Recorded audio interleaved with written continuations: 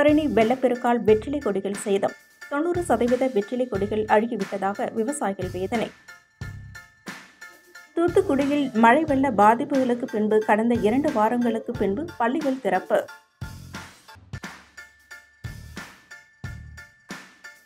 ஆறுமுகநேரியில் உள்ள பிரசித்தி பெற்ற சோமநாத சுவாமி திருக்கோவிலில் உலக நன்மை வேண்டி நடைபெற்ற விளக்கு பூஜையில் ஏராளமான பெண்கள் கலந்து கொண்டு வழிபட்டனர்.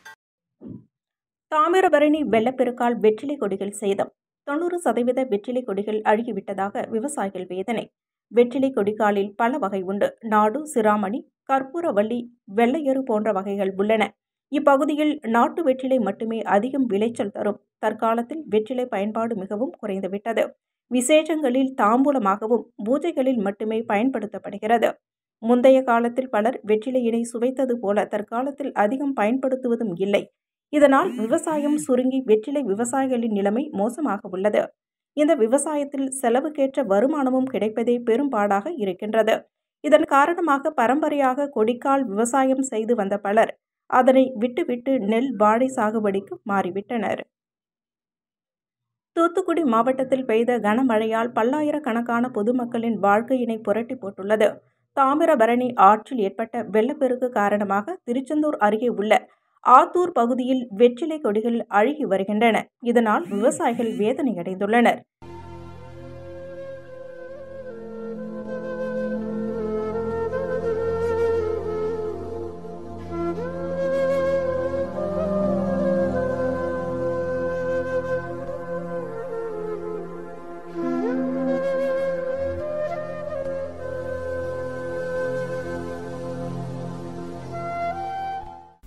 என் பேர் மாரியப்பன்.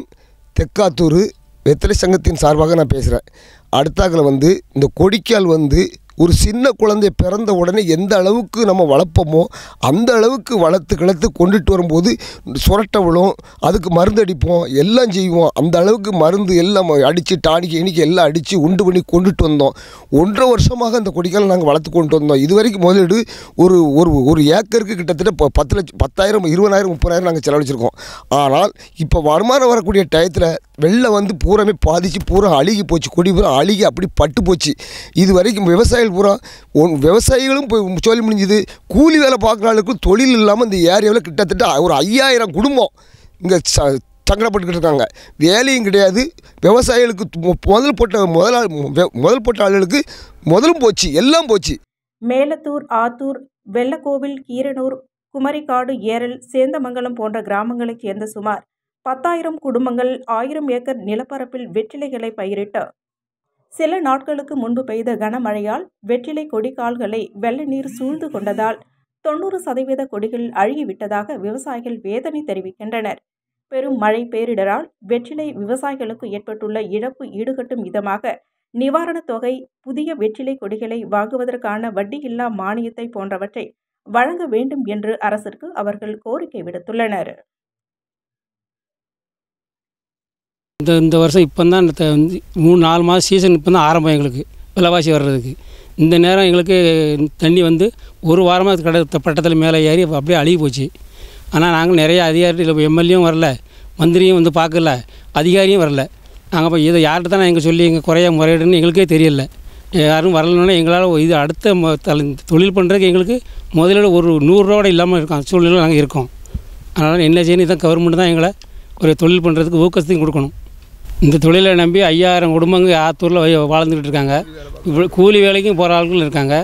ஆனால் இந்த ட்ரிப் எங்களுக்கு இந்த பொங்கலே இல்லாத அளவுக்கு ஆகிடுது, தொழில் நஷ்டம். ஆனால் இது யாருமே இது வரைக்கும் கண்டுக்கிட அதிகாரியும் வரல, யாருமே மந்திரியும் வரல. அதனால் நாங்கள் என்ன தான் செய்யறதுன்னு சொல்லி எங்களுக்கே வாழ்கிறதுக்கே ரொம்ப சங்கடமாக இருக்குது. சாப்பாட்டு கூட வழி இல்லாமல் இருந்துகிட்டு இருக்காங்க எல்லாருமே. அதனால் இதுக்கு சர்க்கார் தான் ஏதாவது ஒரு முடிவு பண்ணி செய்யணும். இல்லை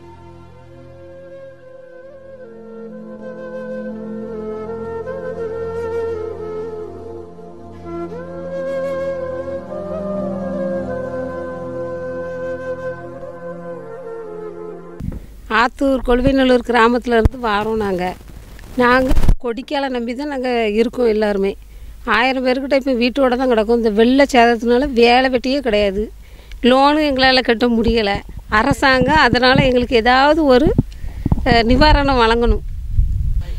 என் பேர் மாலதி. நாங்கள் இந்த கொடிக்காய் வேலைக்கு வரோம். அதனால் இந்த மழை நேரத்தில் இந்த தண்ணி இல்லாமல் ரொம்ப சங்கடப்படுதோம். லோன் எடுத்திருக்கோம், அது கட்ட முடியலை. 5 லோன் எடுத்திருக்கோம், கட்ட முடியல. அதனால் அரசாங்கமாக பார்த்து எங்களுக்கு அதை ஏதாவது நிதி உதவி செஞ்சு அதை தள்ளுபடியாக்கணும். பேர் முத்துக்காமாட்சி, வடக்காத்தூர். விவசாயம் பார்த்துக்கிட்டு இருக்கோம். கொடிக்காய் தொழில் விவசாயம், வெத்தலை விவசாயம் பார்த்துக்கிட்டு இருக்கோம். இந்த தொழிலில் வந்து 1.5 வருஷமாக உண்டாக்கி எங்களுக்கு வருமானம் வர போகிற நேரத்தில் வருமானம் கைக்கு கிடைக்கல. கொடிக்காய் தண்ணி ஏறி 4-5 நாள் தண்ணி நின்று கொடி பூரா அழுகி போயிடுச்சு. இனிமேல் நாங்கள் திரும்ப புதுசாக கொடிக்காய் போடுறதுக்கு கடன் எங்கே வாங்குறதுன்னு தெரியல. கடனும் எங்களுக்கு சமாளிக்கிறதுக்கும் யாரும் கடன் தர மாட்டேங்கிறாங்க. அந்த நிலையில் நாங்கள் இருக்கோம். இந்த வருஷம் பொங்கல்லையும் எங்களால் கொண்டாட முடியாது. அந்த சூழ்நிலையில் நாங்கள் இருக்கோம். எங்களால் ஒன்றும் பண்ண முடியாத அளவுக்கு இருந்த காசுலாம் செலவாகி போய் கடனும் எங்களுக்கு அதிகமாகிடுச்சு. அந்த கடனை எப்படி அடைக்கிறது, கடன்லேருந்து நாங்கள் எப்படி மீண்டு வர்றதுன்னு எங்களுக்கு இன்னும் தெரியல. அந்த இதில் தான் இருக்கோம் நாங்கள். இது அரசாங்கம் பார்த்து எங்களுக்கு ஏதாவது பண்ணால் தான் நாங்கள் திரும்ப தொழில் எங்களால் பண்ண முடியும். இல்லைன்னா எங்களால் இந்த தொழிலே அழிஞ்சு போயிடும். தூத்துக்குடியில் மழை வெள்ள பாதிப்புகளுக்கு பின்பு கடந்த 2 வாரங்களுக்கு பின்பு பள்ளிகள் திறப்பு. தூத்துக்குடியில் கடந்த மாதம் 17, 18 ஆகிய தேதிகளில் பெய்த வரலாறு காணாத கனமழையின் காரணமாக தூத்துக்குடி மாவட்டம் பெரும் பாதிப்பு அடைந்தது. இதில் மாவட்டத்தில் உள்ள பள்ளிகள் அனைத்துமே மழைநீர் சூழ்ந்ததால் அப்போது நடைபெற்று வந்த அரையாண்டு தேர்வுகளும் ஒத்திவைக்கப்பட்டு பள்ளிகளுக்கு விடுமுறை அளிக்கப்பட்டது. இந்நிலையில் மழை வெள்ள பாதிப்பில் இருந்து தற்போது தூத்துக்குடி மாவட்டம் படிப்படியாக மீண்டு வரக்கூடிய சூழ்நிலையில் பள்ளி கல்வித்துறை உத்தரவின் பேரில் தூத்துக்குடி மாவட்டத்தில் உள்ள அரசு பள்ளிகள் மற்றும் அரசு உதவி பெறும் பள்ளிகள் மற்றும் தனியார் பள்ளிகள் என மொத்தம் 1754 பள்ளிகள் ஜனவரி 2ஆம் தேதி முதல் திறக்கப்பட்ட மாணவர்கள் வருகை தந்தனர். இதேபோல் மாவட்டத்தில் உள்ள சில தனியார் பள்ளிகளில் இன்னும் தண்ணீர் இருப்பதால் 100 தனியார் பள்ளிகள் ஜனவரி 3ஆம் தேதி முதல் தொடங்கப்படுகிறது.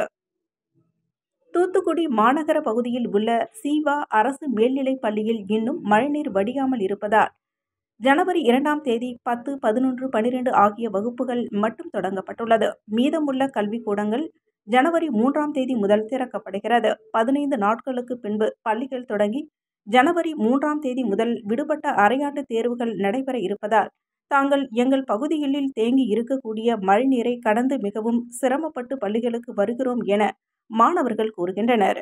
மழை பெஞ்சு 2 வாரம் ஆச்சு. 2 வாரம் லீவ் விட்டுருந்தாங்க. திரும்பியும் இங்கே எங்கள் ஏரியா ஃபுல்லும் தண்ணியாக தான் இருக்குது. ஆனால் பரீட்சை வச்சதுனால நாங்கள் ஸ்கூலுக்கு வரோம். ஸ்கூல்லேயும் கொஞ்சம் தண்ணியாக தான் கிடக்கு. அந்த தண்ணியிலையும் கஷ்டப்பட்டு தான் வரோம். ஆறுமுகநேரியில் உள்ள பிரசித்தி பெற்ற சோமநாத சுவாமி திருக்கோவிலில் உலக நன்மை வேண்டி நடைபெற்ற விளக்கு பூஜையில் ஏராளமான பெண்கள் கலந்து கொண்டு வழிபட்டனர். தூத்துக்குடி மாவட்டம் திருச்செந்தூர் அருகே ஆறுமுகநேரியில் அமைந்துள்ளது சோமநாத சுவாமி திருக்கோவில். இக்கோவில் தென் மாவட்டங்களில் பிரசித்தி பெற்ற சிவாலயங்களில் ஒன்றாக விளங்கி வருகின்றது. இங்கு ஆங்கில புத்தாண்டை முன்னிட்டு காலை சுவாமி, அம்பாள் மற்றும் பரிவார மூர்த்திகளுக்கு சிறப்பு அபிஷேகம், அலங்கார தீபாராதனை நடைபெற்றது. இதைத் தொடர்ந்து இரவு உலக நன்மை வேண்டி சிறப்பு திருவிளக்கு பூஜை நடைபெற்றது. இதில் ஏராளமான பெண்கள் கலந்து கொண்டு விளக்கு பூஜைக்கான நாமங்களை சொல்லி வழிபட்டனர். தொடர்ந்து சுவாமிக்கு அலங்கார தீபாராதனை நடைபெற்று அனைத்து பக்தர்களுக்கும் பிரசாதம் வழங்கப்பட்டது.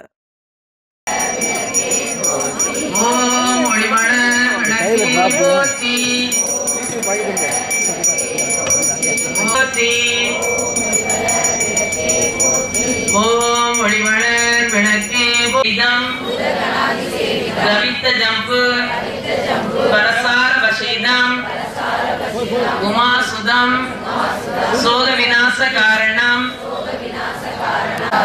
சரண்யே திரியம்பகே கௌரி நாராயணி நமஸ்துதே. எல்லா மங்களங்களையும் தந்தருபவளே, மங்களமயமானவளே, மாதர் ஏற்றும் விளக்கிடுவே, பொங்கும் மனத்தால் நித்தமுமே. ஓம் ஸ்ரீ மாத்ரே நமக.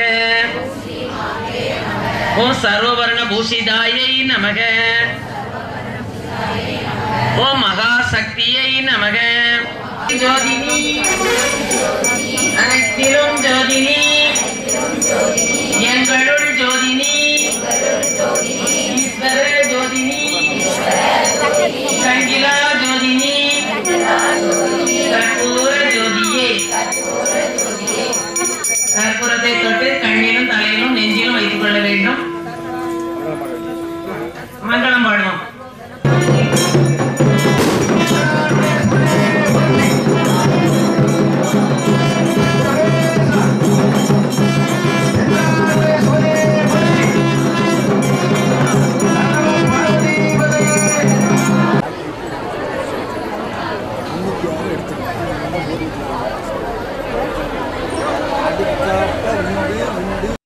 ரயில் மூலம் போதைப் பொருட்கள் கடத்தப்படுவதை தடுப்பதற்காக போதைப்பொருள் தடுப்பு நுண்ணறிவு பிரிவு சார்பு காவல்துறையினர் தூத்துக்குடி ரயில் நிலையத்தில் மோப்பநாய் மூலம் சோதனை மேற்கொண்டனர்.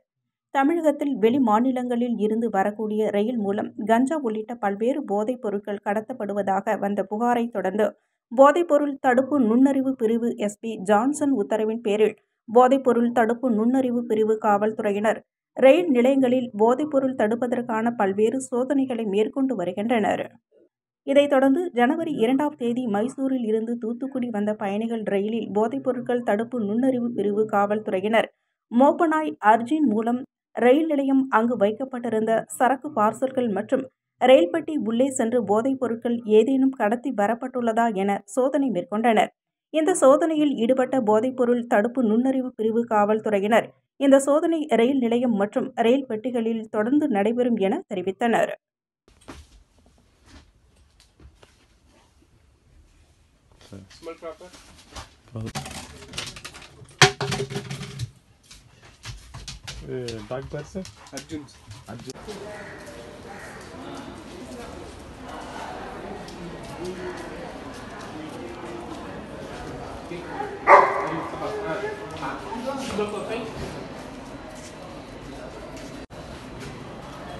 Arjun, come. Take, come. Smell. Come. Smell. Arjun, come. Smell. Ready up. Smell. Take, come. Arjun, come. Ready up. Smell, smell. Take, come. Smell proper. Up. Up. Smell. Smell. Come, come. Ready up. Tiruchendur அருகே சீருடையார்புரம் பணி நிமித்தமாக வெளியூர் மற்றும் வெளிநாடுகளில் வசிக்கும் கிராம மக்கள் ஒன்று கூடி கொண்டாடிய சங்கம திருவிழா. தூத்துக்குடி மாவட்டம் திருச்செந்தூர் அருகே உள்ள சீருடையார்புரம் கிராமத்தைச் சேர்ந்த சென்னை போன்ற பெருநகரங்களில் வசித்து வருகின்றனர். இஸ்லாமியர்கள் பெரும்பான்மையாக வாழ்ந்த சீருடையார்புரம் கிராமத்தைச் சேர்ந்தவர்கள் ஆண்டிற்கு ஒருமுறை சங்கமம் என்ற பெயரில் கிராமத்திற்கு வருகை தந்து உறவுகளையும் உற்றார் உறவினர்களையும் கண்டு அகம் மகிழ்ந்து வருகின்றனர். அந்த வகையில் இந்த ஆண்டு சங்கமம் நிகழ்ச்சி கடந்த 2 நாட்களாக சீருடையார்புரம் கிராமத்தில் நடைபெற்றது. சென்னை, பெங்களூர், மும்பை மற்றும் வளைகுடா நாடுகளில் வசித்து வந்தவர்கள் தங்களின் சொந்த கிராமத்திற்கு வருகை தந்து சொந்த பந்தங்களுடன் உறவாடி மகிழ்ந்தனர். அது மட்டுமன்றி வரும் தலைமுறையினருக்கு நமக்கு என்ன மாதிரியான உறவுகள் எல்லாம் உள்ளது என்பதை அறிமுகப்படுத்தி மகிழ்ந்தனர். உறவுகளுடன் சேர்ந்து மியூசிக்கல் சேர், கயிறு இழுத்தல் போட்டி, இளைஞர்களுக்கான கிரிக்கெட், சிறுவர் சிறுமியர்களுக்கான மியூசிக்கல் சேர் என பல்வேறு போட்டிகளை வைத்து அதில் வெற்றி பெற்றவர்களுக்கு பரிசுகளையும் வழங்கி இந்த கிராம மக்கள் மகிழ்ந்தனர். இது மட்டுமன்றி இந்த சங்கம நிகழ்ச்சிக்கு வருகை தந்த அனைத்து மக்களுக்கும் 3 நாட்களுக்கும் பொது இடத்தில் உணவு சமைத்து அனைவருக்கும் உணவு பரிமாறப்பட்டது. ஊருக்கு ஒரு இதுபோன்ற சங்கம நிகழ்ச்சி நடத்துவதன் மூலம் கிராமங்களில் உள்ள உறவுகள் மேம்படும் என்பதில் எந்தவித ஐயமும் இல்லை.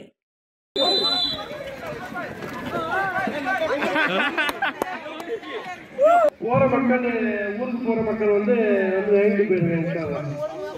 பாப்பல் எல்லாமே இருக்கு.